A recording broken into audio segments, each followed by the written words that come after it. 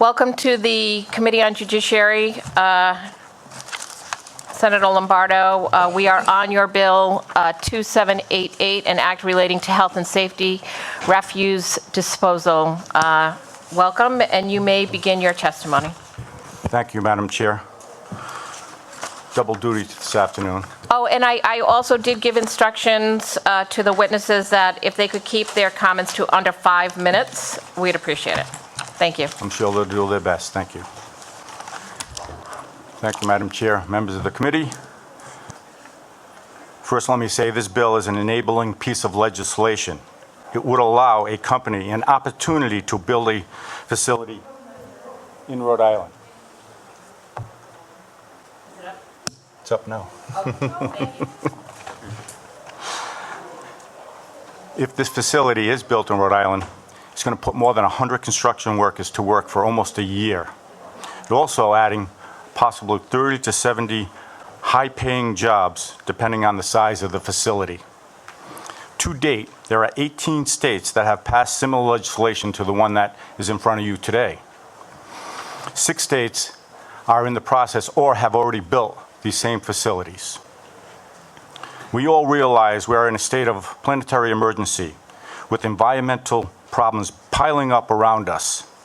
Unless we address these various issues prudently and seriously, we are surely headed for an environmental disaster.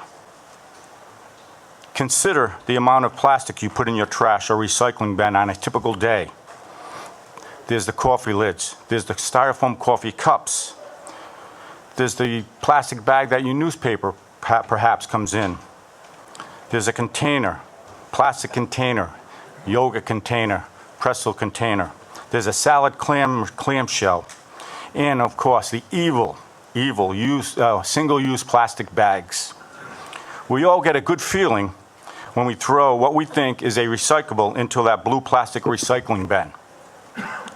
The truth is, only a fraction of the plastic is actually recycled, small portion. According to the most recent data estimates available from the Environmental Protection Agency, just 8.7% of plastics are recycled. 8.7%. That's almost 93% of plastics are not recyclable. One of 4 things happens to the plastic after you're done with it. 8.7% is recycled, 12% is incinerated, the rest of it ends up in our landfills and our precious oceans. Plastic production is expected to more than double by the year 2050. And even if it doesn't, the plastic trash that the people continue to throw away will have to go somewhere. It is predicted that the oceans will have more plastic waste than fish by the year 2050. Wouldn't it be great if we could recycle more material? Wouldn't it even be better if those materials could be made into something very useful? And what if all this could be done by reducing greenhouse emissions in the process? Advanced recycling is an economic and environmental game changer. This latest approach, which you will hear from the experts shortly, is the process that uses chemistry to convert post-use plastic into a range of products that make our economy run every single day. This process also keeps more material out of our landfills and reduces our consumption of virgin raw materials. Even better, advanced recycling can reduce greenhouse gases by up to 60%. Plastic pollution is something that we started together, and now we need to work together to end it. If we want a brighter, cleaner future for our children and grandchildren, please consider passing this piece of legislation. Now I'd like to show you a short little video, about 7 minutes long, that's going to simplify the advanced recycling process. First, I want to put out a disclaimer. I by no means are promoting Brightmark Corporation, and this facility in Indiana is not yet fully functional. This video will only show the process of advanced recycling and pyrolysis from raw plastic material to a finished product. And with that, Madam Chair. Yes, thank you. You may start the video. My name is June. I'm 7 years old. Wow. I know a lot about dinosaurs. I know all their names. Brachiosaurus, Brontosaurus. Sometimes I forget. So our family is probably larger than average. We have 5 kids. It's a lot of kids. Like most families, we use a lot of plastic. Tupperware, toys, car seats, packaging, so much packaging. It's everywhere. By the time I'm my dad's age, like in 30 years, there will be more plastic in the ocean than fish. It makes me feel bad. I don't really want plastic to be all over the place. If there's no plastic in the ocean than fish, you can find plastic in your food. We used to wonder what plastics we can and couldn't recycle until we moved to Ashley, Indiana, and my husband started work at Brightmark. My daddy works at Brightmark. He's an engineer, and today I got to see where my daddy works. So my kids have still not seen where I work, and actually most people haven't because we just finished building it. Okay guys, why don't you choose a plastic toy that we can take with us, and we'll put it in there so we can turn it back into oil, all right?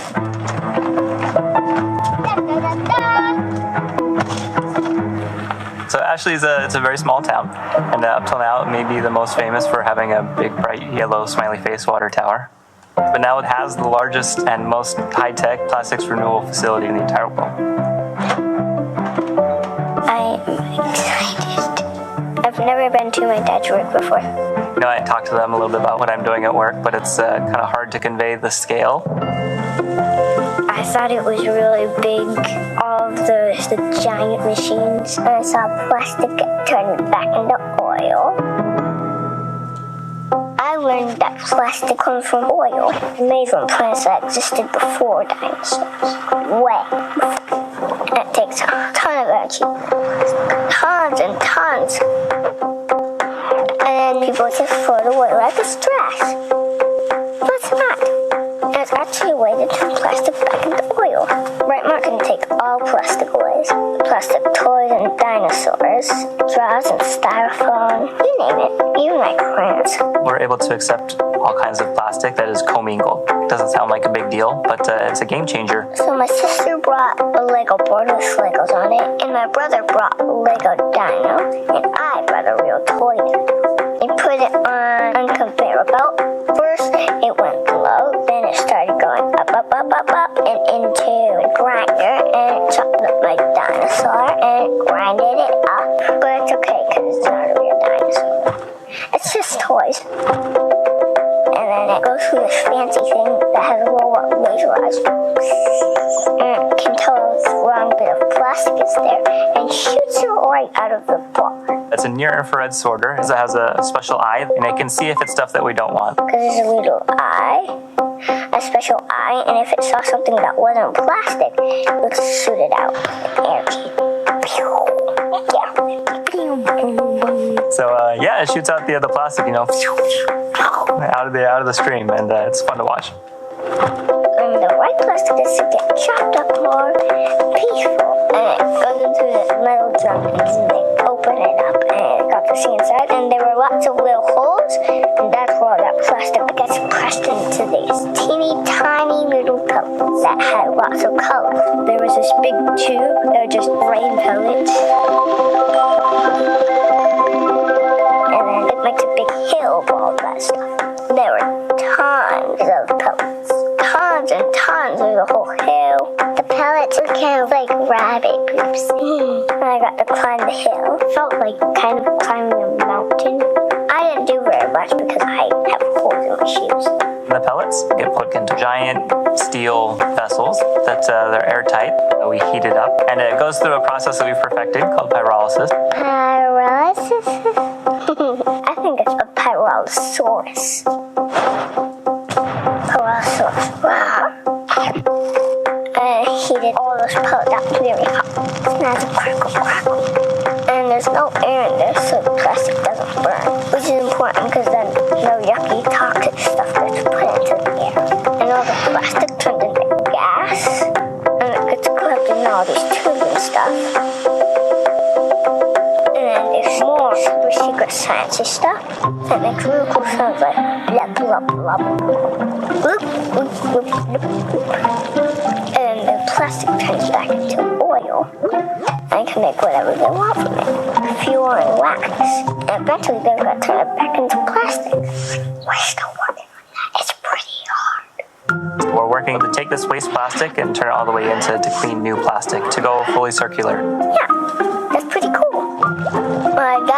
has like super top secret patterns. You can't even tell me about it.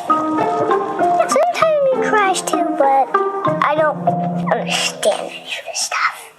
So we have a patented process that makes this 3 times more efficient than other pyrolysis processes. This is the biggest thing of its kind in the world, for sure. They could take 100,000 tons of plastic a year and turn it into 18 million gallons of fuel that can power trucks and other things, and 6 million gallons of wax that can make candles and stuff.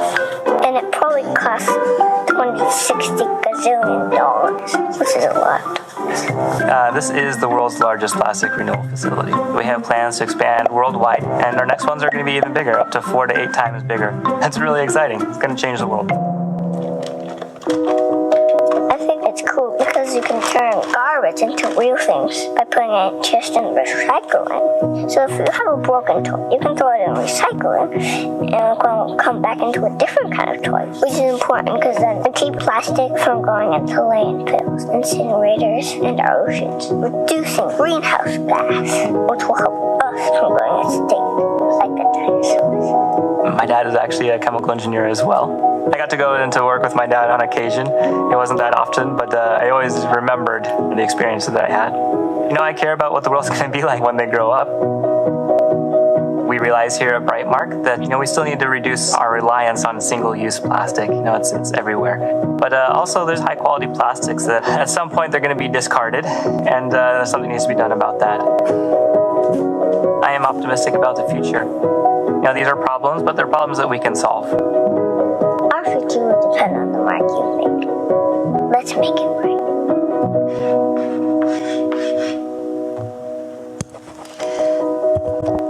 Thank you for the video to try to put what you're trying to do in your legislation, in a visual way. So we appreciate that.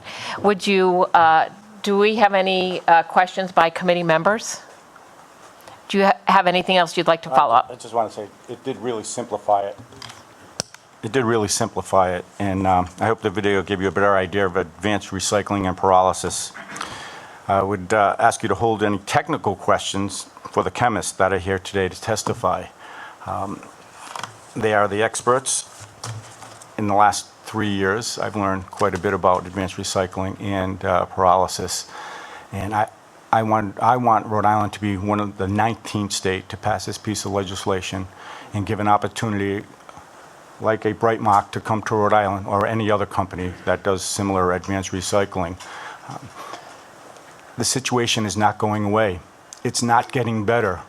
And I'm sure the environmentalists will be here to testify saying that this will be polluting, but the facts show that it's 60% gas emissions into the air than any one of these recycling facilities. Actually, these recycling facilities will emit emissions about the size of a college or a small hospital. That's the emissions.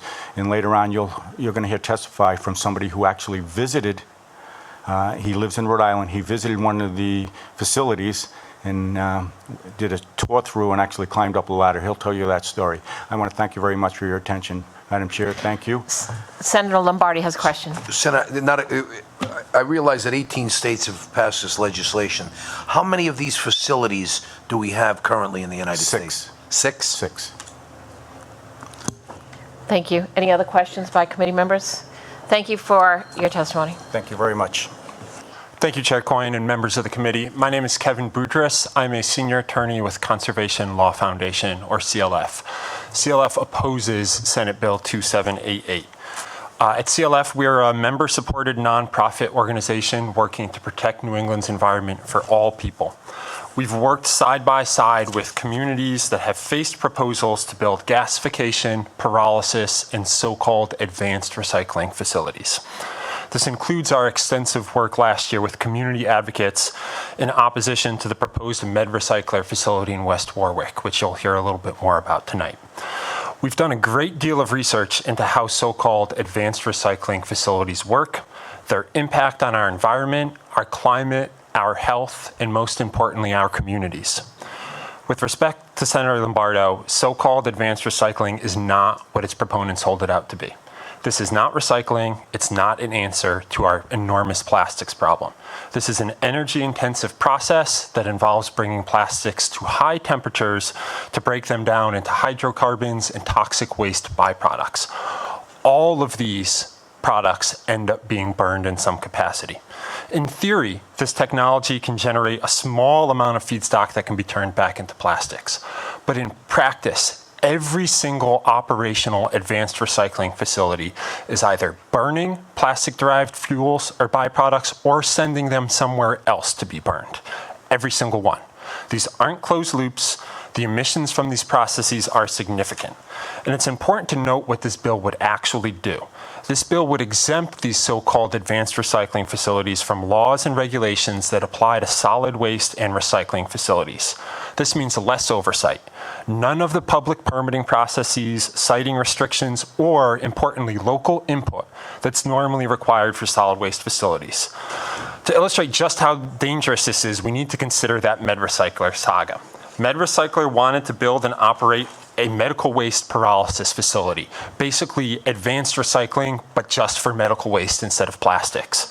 The public permitting process required for MedRecycler's solid waste permit revealed just how poorly thought out and dangerous this proposal was. Hundreds of people voiced opposition, and as a result, DEM ultimately denied MedRecycler's permit application. If this bill were to pass, a company proposing basically a MedRecycler but for plastics facility could move into Rhode Island, get their facility up and running without that public permitting process that was so vital in MedRecycler. There is no good reason to cut the people, your constituents, out of a process that decides whether a toxic facility is located near their homes, near their businesses, or near their schools. And I'd like to consider just another example. You saw that video on Brightmark. Brightmark recently failed in its attempt to build the largest advanced recycling facility in Macon, Georgia.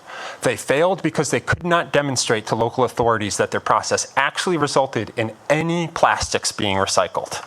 This is important for two reasons. One, it shows again that these facilities don't lead to real recycling. They just burn plastics or plastic-derived fuels or waste byproducts or ship them to be burned elsewhere. And two, the Macon situation shows that we need to be able to ask the hard questions. When someone wants to build one of these facilities in Rhode Island, we need to be able to regulate it under solid waste laws, have a public permitting process, and let the local community ask, what is this company trying to build next door? That's vital. Even if this technology is developing in ways that make it cleaner or greener, which is a dubious proposition at best. But even if that's the case, there's no good reason to exempt this from environmental regulation. Put a different way, if these facilities are so safe, so clean, so green, why do they need to be exempted from this process?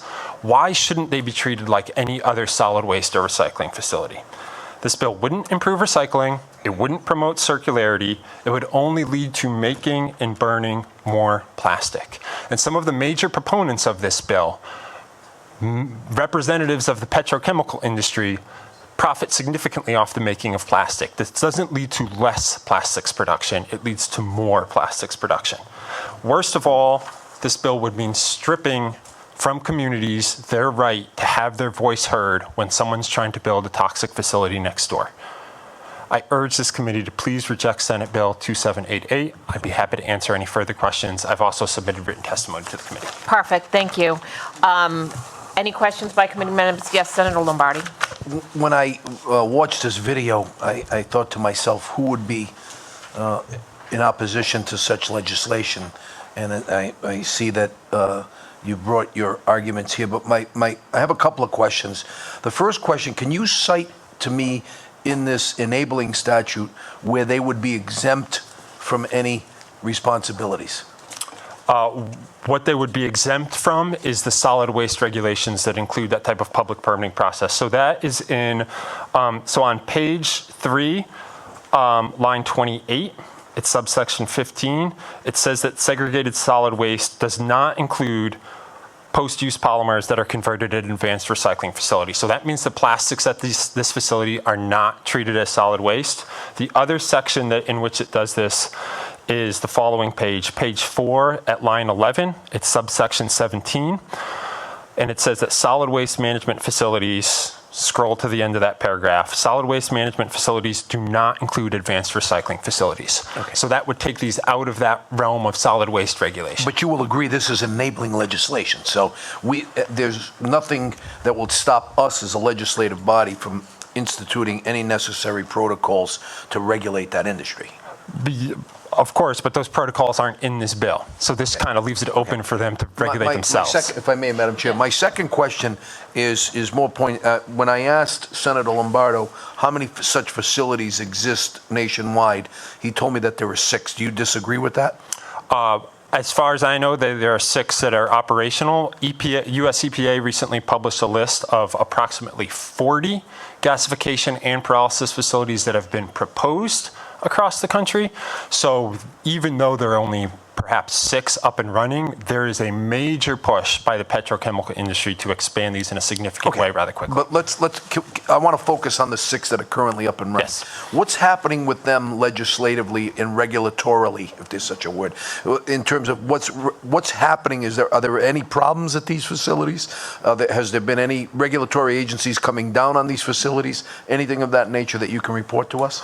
I'm not aware of regulatory agencies coming down on these facilities. I've cited a few reports in my written testimony, importantly a recent report from the NRDC about what comes out of these facilities. Importantly, one of the facilities that's frequently cited as the industry, a facility named Agilix in Oregon, which is in fact sending a lot of basically plastic-derived waste to many locations across the country to be burned. So despite the lack of, as far as I know, regulatory action against these facilities, we're starting to get better data on what's the end product that's actually coming out. And as I mentioned, as far as we can tell, from every single one of these facilities, there is some type of product that's either being burned on site or is being shipped elsewhere to be incinerated. And I'm sorry, one more question. The burning on site that I saw there, it seems to be, and again, I'm no chemical engineer, but it seems to be that it's an encapsulated burning process. It's not emitting any toxins into at least that's what Brightmark is advertising to us. Do you disagree with that assertion? I do disagree with that. Tell me how. These are described as closed loops, and they do that in the Brightmark video, saying that this is all encapsulated, so nothing is actually being emitted. But what's encapsulated doesn't stay there. It has to go somewhere. So the valve on that closed chamber is opened, and there are gaseous byproducts in there, there are solid byproducts, and sometimes there are liquids. All of that has to go somewhere. Some of that sometimes is burned on site in a different process outside that closed chamber, or it's shipped somewhere else to be burned.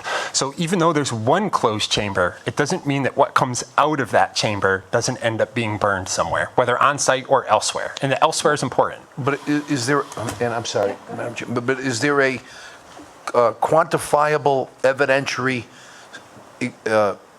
example that you can cite to me where you go on this facility and you can see that, we think in terms of smog and air pollution, but can we see this negative impact if we go to a facility? I would again point you toward the NRDC report that focuses on the Agilix facility and what's coming out of that facility and where it's being sent to be burned. Do we have that report? Well, I was going to ask that. Did you include that report? I cited it in my testimony. I can provide a PDF copy if the committee would also like. Would you like that? There's a web link to it, but I'll email the PDF. Yes. Thank you. Any other questions? Yes, Senator Rogers. Thank you, Chair. A couple of quick questions. You keep saying they ship it elsewhere to be burned. You don't say where. Do you know where they're shipping it elsewhere to be burned? So there are a lot of different locations. Off the top of my head, I don't. Again, in that NRDC report, it actually outlines the different facilities that it's going to. So it could be burned elsewhere in the United States? Could be burned elsewhere in the United States. Some of these facilities also burn it on site. All right. So my next question is, years ago, I used to work in a factory, and we use incinerators to melt glass and we manufactured glass bottles. And we had what was called a scrubber that the fumes would go through. And it was monitored quite by the state, federal, and EPA that would monitor any emissions going out. And there were guidelines, much like drinking water, that you have to meet, not to exceed certain parts per That's every industry. I don't care if you're manufacturing cars, all industries create that, and they're all mandated to scrub their exhaust and their fumes. So this would meet those exact same standards as every other industry, correct? No. So the problem here again They is circumvent EPA rules and regulations on emissions?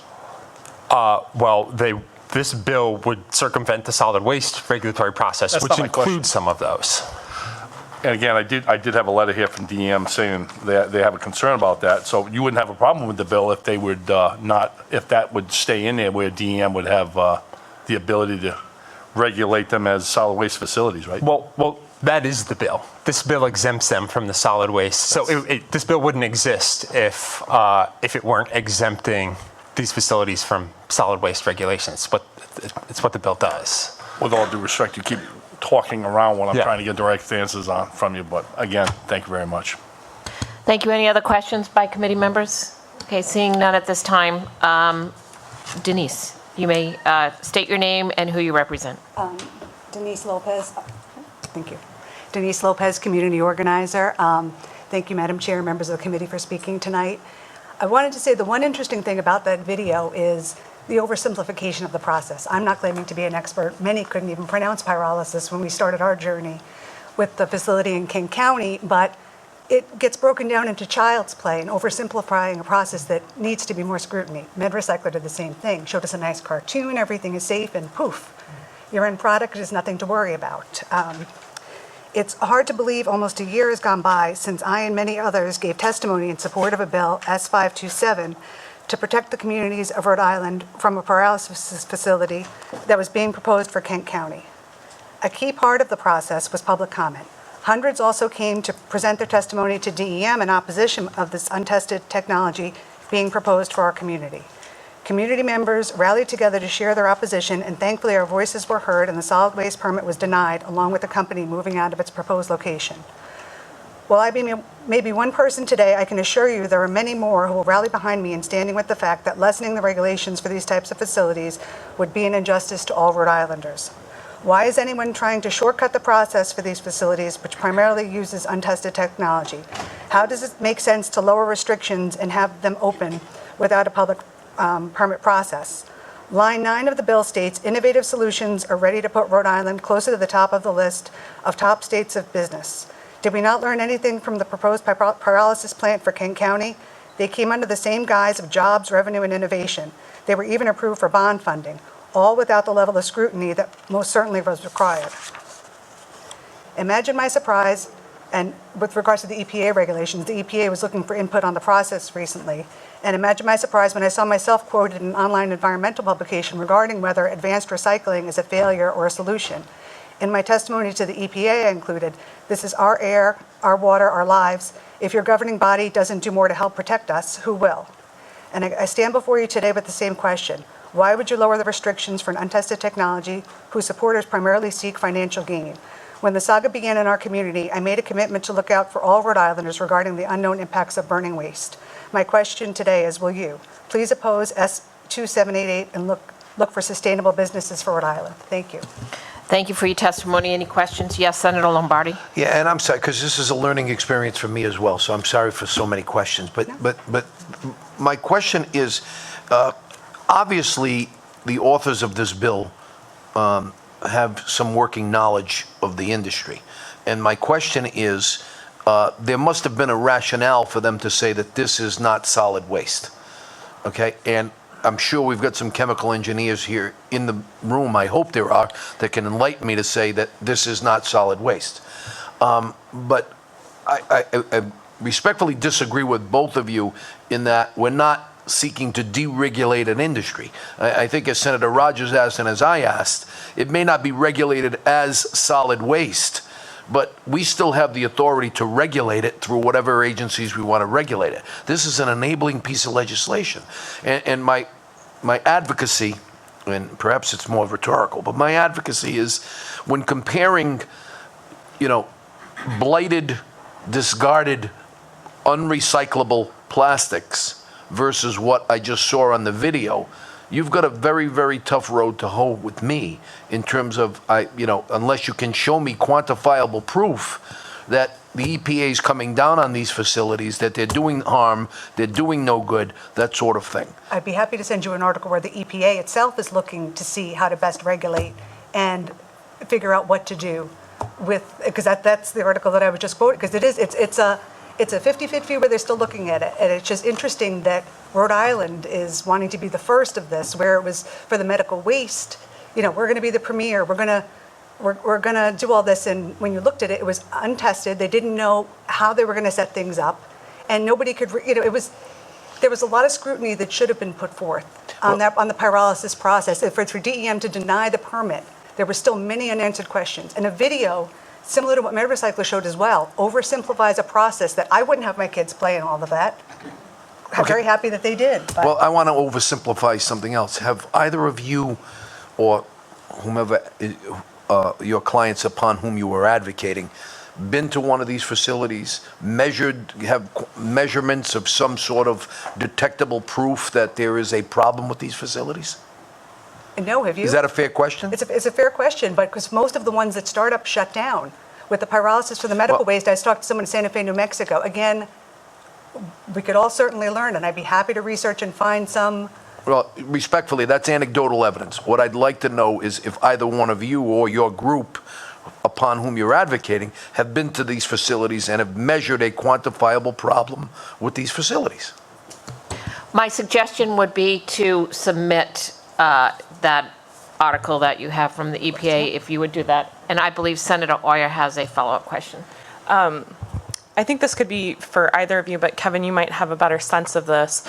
Of the 6 facilities that are operating, were those also given waivers of the air permit monitoring that would happen if they were to go under the solid waste? I think that those 6 facilities are in a blend of different states. Some of them are in states that have passed this type of deregulatory statute. Some of them are in states that have not. So it's a mixed bag.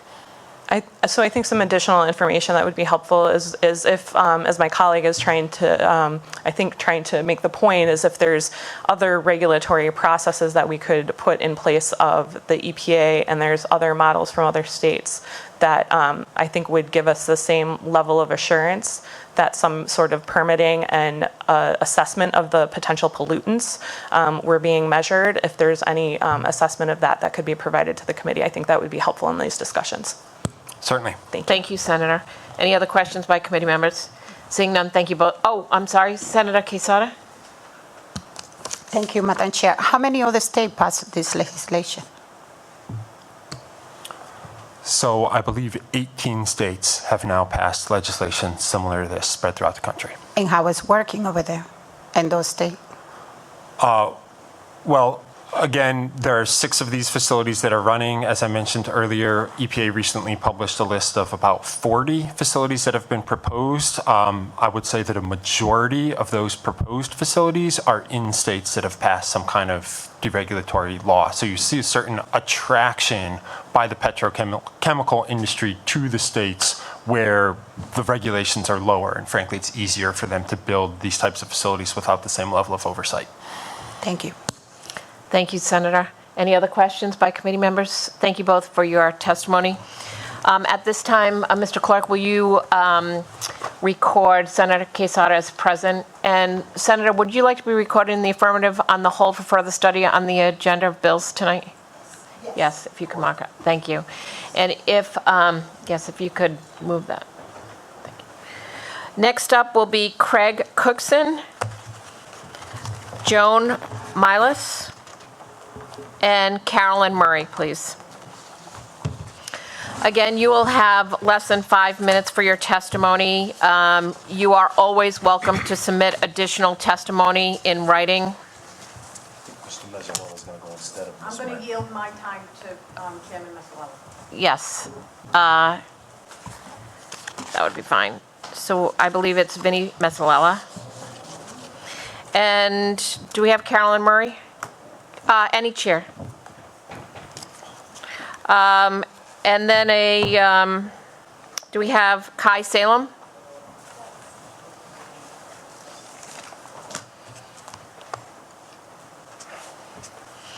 Okay, we'll begin first with Craig Cookson. If you could please state your name for the record and who you represent, you may proceed with your testimony. Yeah, good evening, Chairwoman Coyne and members of the committee. Thanks for having me back here. It was actually March 11th of 2020, the last time I was in this room. As we know, we kind of shut down kind of the country a couple days later, so it's great to be back.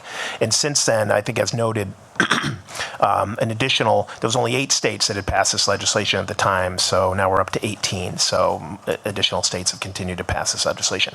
So I'm Craig Cookson. I'm the Senior Director of Plastics Sustainability at the American Chemistry Council. We represent the chemical and plastics manufacturers in the business of chemistry. We ask that you support S2788, and I'm happy to talk about the merits of the bill and what it would do for Rhode Island.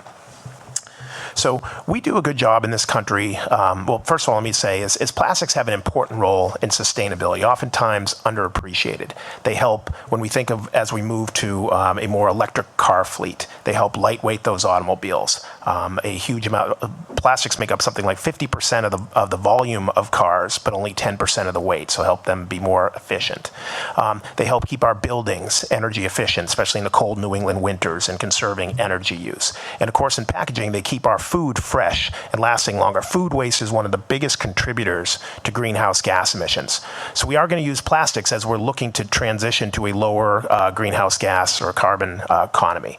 So what do we do with those plastics after use? So right now, we do a pretty good job of recycling our plastic water bottles, our soda bottles, our detergent bottles, our milk jugs. What we don't do a good job of recycling is most of the other stuff. Our pouches, our lids, our film around soda and water bottles, plastic tubes of hand cream, and other kind of miscellaneous plastics. And so what advanced recycling technologies do is they can take a heterogeneous mix of plastics, and in the absence of oxygen, so there is no burning, despite what you heard before, they take plastics and they heat them in the absence of oxygen. They keep heating them till they melt, and they turn into gas vapors, and then cool and condense those gas vapors down into a liquid feedstock that then becomes the feedstock for new plastics and chemicals again.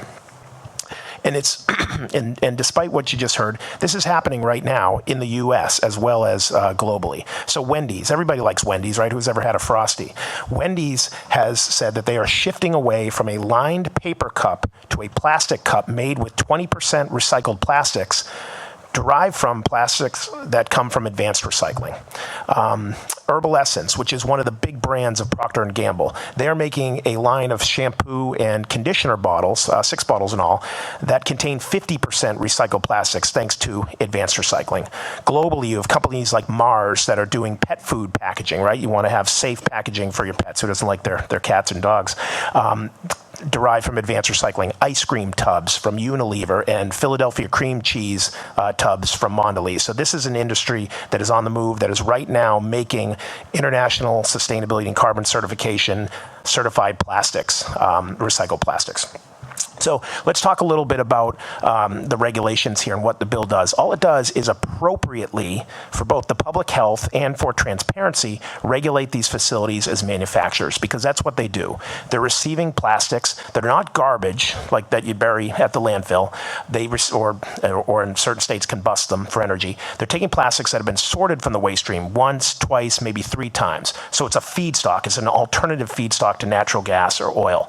And then they use that in a thermochemical reaction or process, which is, again, sort of is a closed system, so no oxygen, that then takes those plastics and converts them to a liquid feedstock for, again, the production of new plastics and chemicals again.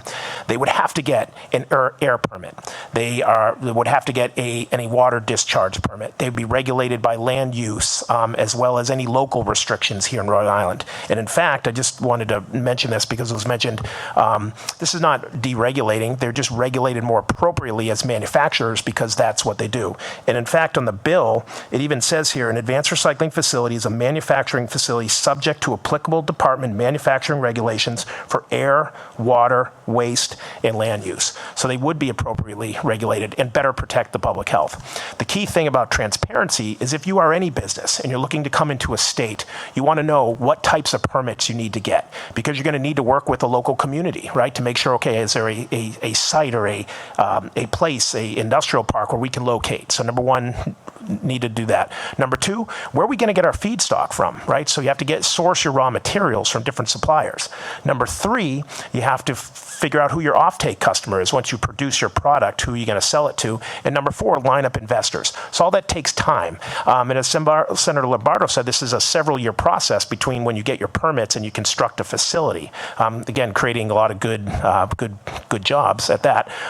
But so transparency, knowing exactly what regulations they need to get is very important for any business looking to set down roots. So with that, I'll conclude my testimony. I would hope you will support the bill. I hope to take some more questions here today and talk more about the technology, some of the products that are produced. I can talk about emissions, anything. We have a lot of good data. And I just want to say one last thing that I think is important is as somebody who represents the industry, I've traveled internationally and domestically and visited, by my count, 9 of these facilities. So I've actually been there. To Agilix was mentioned before. I've been there every year since 2010. Thank you, and perfect timing.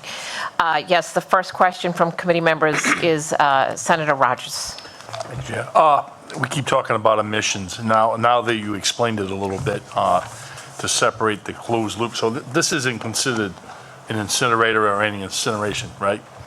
Yes, So you're using, when you explain how the system worked, so I'm thinking the emissions that's actually coming out of that stack would be from the fuel that you use to heat the closed system up to condense it, correct? So that simply would be, you'd probably put one of these facilities on like a gas line. Again, back to my former time where I worked in a factory, they were actually on the Algonquin gas line, and we would have to switch over to oil, number 8 oil, in the winter when the demand went up. So this would be probably positioned on a position like that with a fuel source to do the heating up on the closed circuit, but the emissions are strictly from the energy used to heat that closed circuit up, not anything that is being melted or creating a gas, correct? Yes, exactly. So let's talk a little bit about the process. So as I mentioned, they kind of preheat. So they use natural gas right off the line, as you mentioned, to get the system heated up, right? Because again, you need to heat the plastics, heat them until they melt, heat them until they turn to gas vapors, and then cool and condense. About 80% of the plastics that go into this system emerge as a liquid feedstock that can be sold. And again, these facilities, remember, that's the product they're selling. So they're not going to combust that because that is what they sell to a company like a Chevron Phillips or a Shell or somebody who wants to make recycled plastics and sell it to Wendy's someday. LyondellBasell is actually the company doing that. So they are economically motivated to produce as much liquid feedstock as they can. About 10% is essentially just carbon. It's a char. Right, so that carbon right now can be used in carbon black, can be safely landfilled. Another 10% are non-condensable gases that don't turn to liquid. And what they do is they, as you mentioned, scrub the gases. And essentially what you have is like a propane. And then they use that as process energy in the system. So you're actually then being able to essentially cut the gas line and not use any more virgin natural gas to power the system. So the system does become self, it's powered on its own, self. But I think the key point there is, though, 80% is converted to this liquid feedstock. And so you're right. So essentially the natural gas that is used as process energy is the source of the emissions. We actually there was a great report by a company called Good Company out of Eugene, Oregon. Again, a consultant, and I'll just say, unlike the folks at NRDC, who I don't think have ever visited the facility, this person has actually been to these facilities, has done a lot of work with Agilix and others, and looked at the emissions from many different facilities and concluded that they are lower than facilities such as, hospitals and universities. So, Providence College has to have a boiler, of course, to produce heat and hot water for showers for all the students. So very similar to that. Lower than food manufacturing, people making potato chips and things like that. So I want to kind of make sure we leave this report we'll give you a copy of this because it's very well done, very thorough. Thank you. Yes, Senator Rogers has an additional question. Thank you. The cost of the fuel to actually make the product, and there must be a close margin of it costing more to melt it versus the product. Is there a point where the market gets reverse on that, like where we are right now, the cost of gas and everything would make it almost not profitable to do this, and this would go online or offline depending on the market?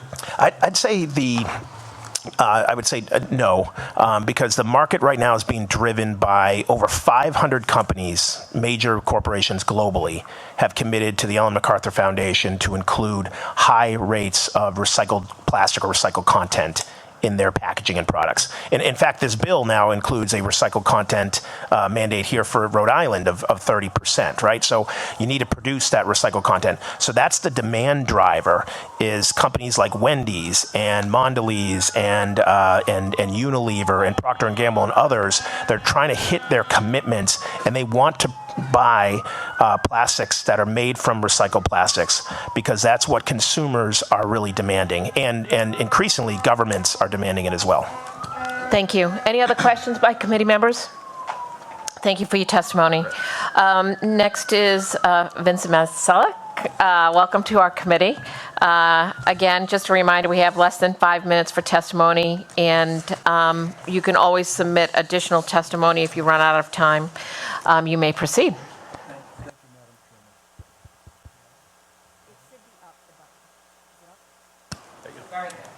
Am I on? Okay. Okay, thank you. So, Madam Chair, would like to be respectful of the committee's time, so I'm going to offer a photograph, because I am told, and I think there's some truth to the matter, that a photograph is worth 1,000 words. So I'll save about 999 of them. Yes, please give it to the clerk, but we're not allowed any visual aids at this time. But you can give it to the clerk if you'd like. Okay. And we can take a look at that later. Thank you. For the record, Madam Chair, my name is Vincent Mesolella. I am the chairman of the Narragansett Bay Commission. I've served on the Narragansett Bay Commission for 42 years. I've been its chairman for the past 31 years. And I've seen technology come, and I've seen technology go.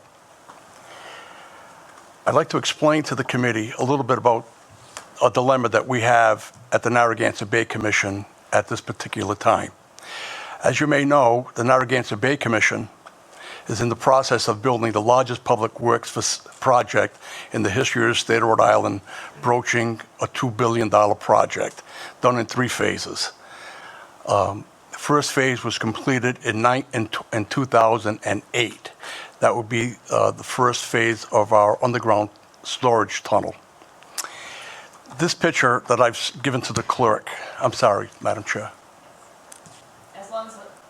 As long as the clerk has it, we're not allowed any visual aids in here for witnesses to show us. You can just keep them, you can give them to the clerk, and we can take a look at them later. Okay. Thank you. Well, the photograph that I gave the clerk represents the issue of which I intend to speak today. And that is the simple fact of the matter is that plastic bottles are collecting in our tunnel system. And while I haven't personally counted every single bottle, we contemplate that there are several millions of bottles in our system. In fact, right now today, the rows, 2 rows of bottles extend almost 1.5 miles. We are currently in the process of operating under the assumption that we're going to come to a conclusion of how to mine these bottles out of our system, which is our problem. How do we mine the bottles out of our system? We don't have a solution to that problem, nor does anyone else in the country. So we are cooperating with the Advanced Technology and Engineering School at the University of Rhode Island to coordinate and cooperate with them to try to find a solution to mine the bottles out of our system.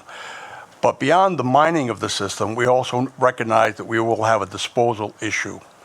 And so we are very much interested in the pyrolysis technology. Now, I don't know if any of the members of the committee have had an opportunity to visit a pyrolysis facility, but I have, because the Narragansett Bay Commission is very much interested in that technology, because we also have a biosolids disposal issue. So, and we know that our contract for our biosolids disposal will terminate in the next 4 years, and we have no other solution other than to either renew that contract or deal with the biosolids disposal issue ourselves. So we're very much interested in the pyrolysis technology. So I ventured out to Rosewood, California, and actually visited a pyrolysis facility. And, Senator Rogers, your questions would indicate some level of sophistication when you talk about scrubbers, because it was one of the concerns that we have, and escape gases, of course, as you might realize and understand that, we're dealing with biosolids, so odor and emissions are always a concern of ours. And I can tell you that I watched the process, and it's a drying process, it's a flameless process.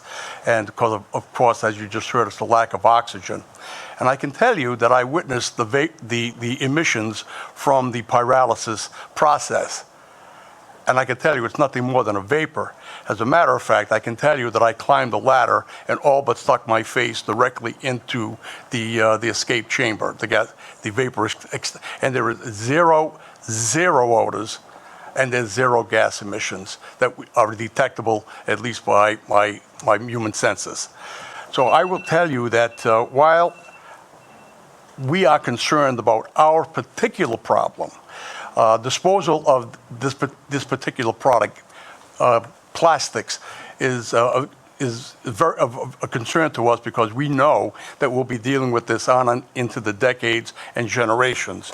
And pyrolysis for us seems to be a very viable alternative, and we would very much like to see consideration of this technology considered by the General Assembly.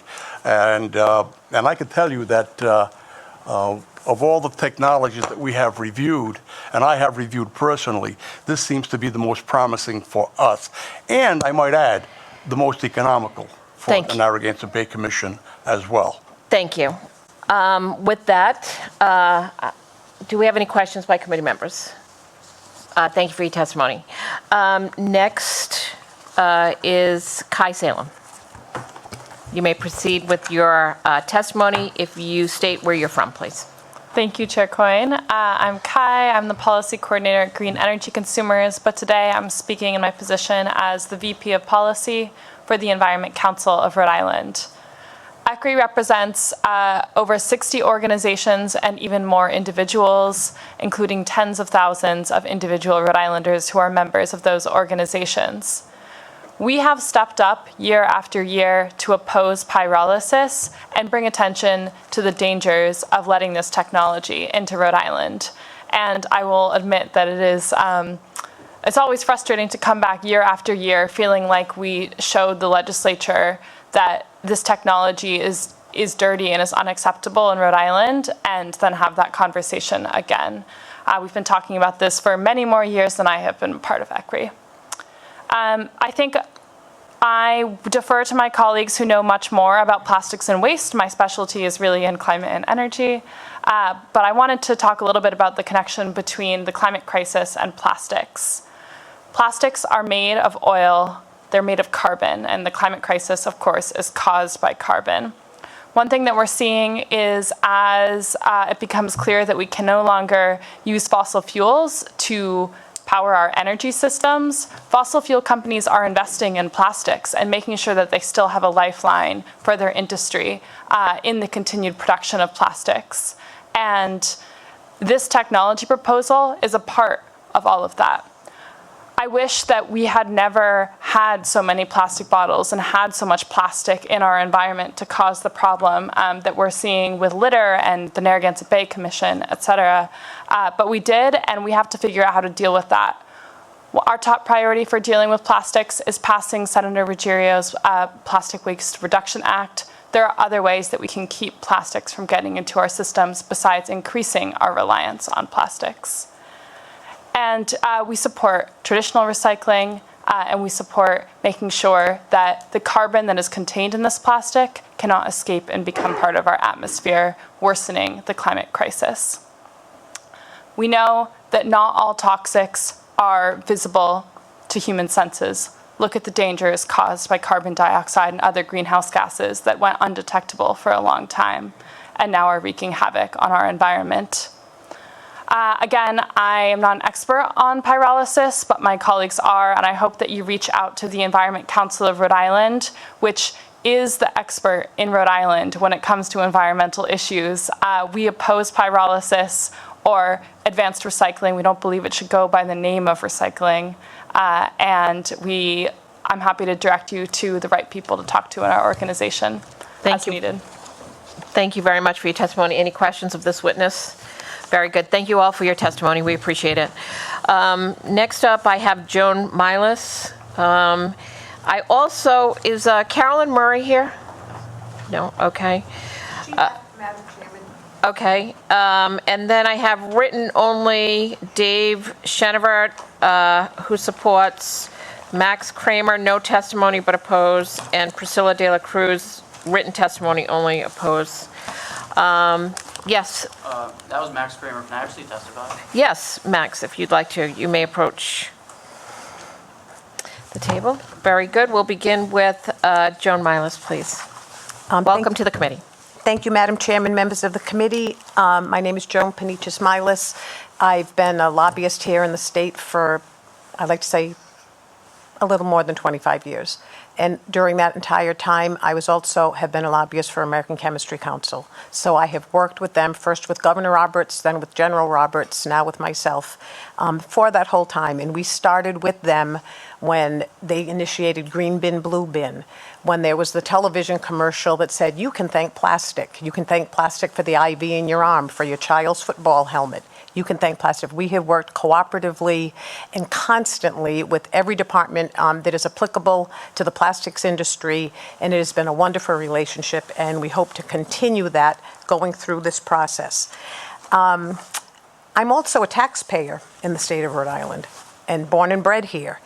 And learning about what advanced technology can do when I sit at hearings and I hear about single-use plastics, about nip bottles and straws and bags, as a taxpayer, as I care about my grandchildren living here, I'm thrilled to know that there is technology that can take care of this, whether it's today, tomorrow.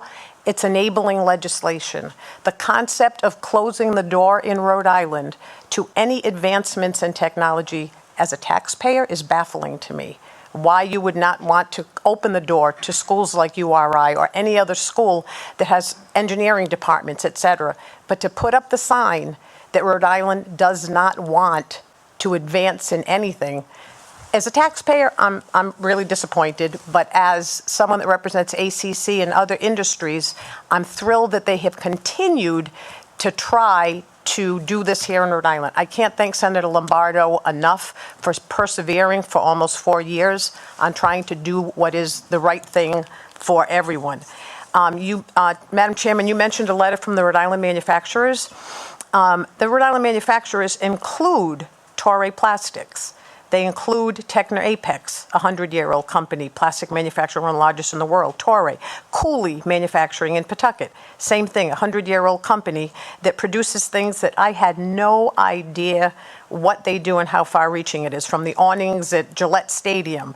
You know, Techno Apex does everything. They're the largest, world's producer of garden hoses. These are all plastic products. And so when we have to go back to them and say, Rhode Island, there's a new technology that can make this better, is that really the message that we want to send? No, Rhode Island does not want you to expand. We want you to take your product and do it someplace else. It's enabling legislation. I cannot comprehend what the fear is about enabling legislation. 18 states have passed this. It's been bipartisan. I hope that Rhode Island is at least giving it the chance to do their due diligence. That's all it's asking to do. So I really appreciate the opportunity to be able to work with ACC all of these years. And again, thanks Senator Lombardo and the legislature. And we are always available and have been forever to answer any questions, work with anyone. So I outreach. I've now produced these lovely little folders that everyone is going to be getting in the entire State House. We're ready, willing, and able to answer all questions. So thank you, Madam Chairman, members of the committee, and especially Senator Lombardo and ACC. Thank you very much for your testimony. Yes, Senator Rogers. Thank you for the opportunity.